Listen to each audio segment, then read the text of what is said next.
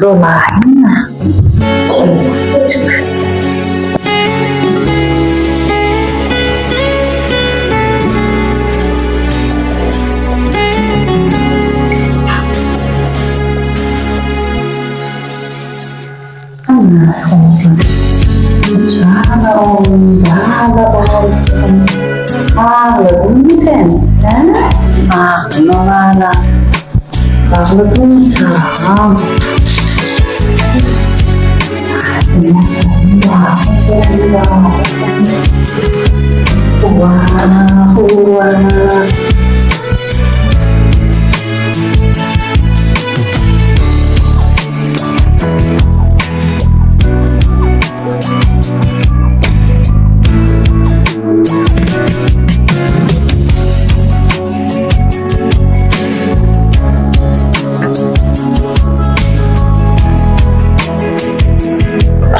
Gelineyim can. Senin kıyım mı? Aleykümselam. Gel geç. Ay geçip var yardımda var ha. Gelaydın da yine. Oğlum yansın da. İyice şükür Allah'a döneyim. Kendin daha oğlum. Şükür şükür. Beyçalar olma. Ya soda şükür. Oğlum ağamın ne? İyice şükür Allah'a döneyim. Sizinkiler olma. Ay Xudoya şükür. Ay şehitler arasında gel hoğunçulara. Hiçbir sıfır. Polyama yansıla geçip var yardımda var. Falan da söyleyip gelaydın. Ayın varıpsın.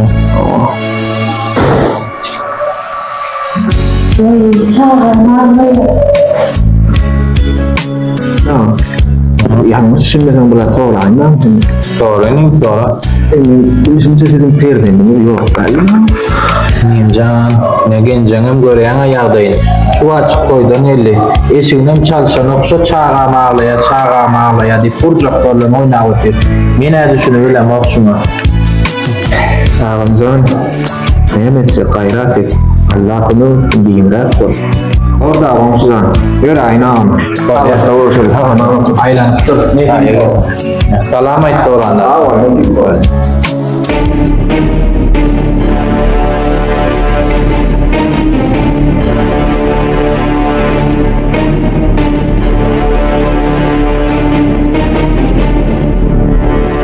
Senin böyle dersi kurcak oynamak.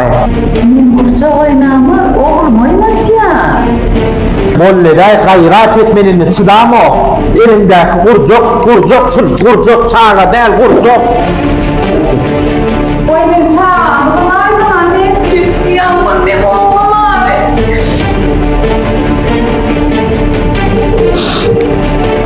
Mehri, benim niye atadım şu vaatlardan ne kadar sen?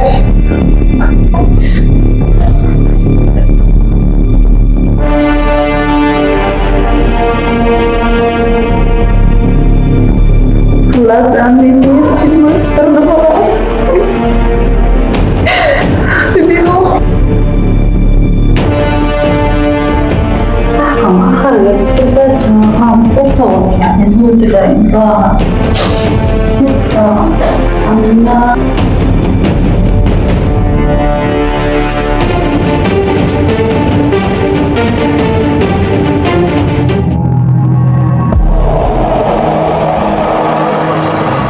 Ece. Ece'm şu an neredesin?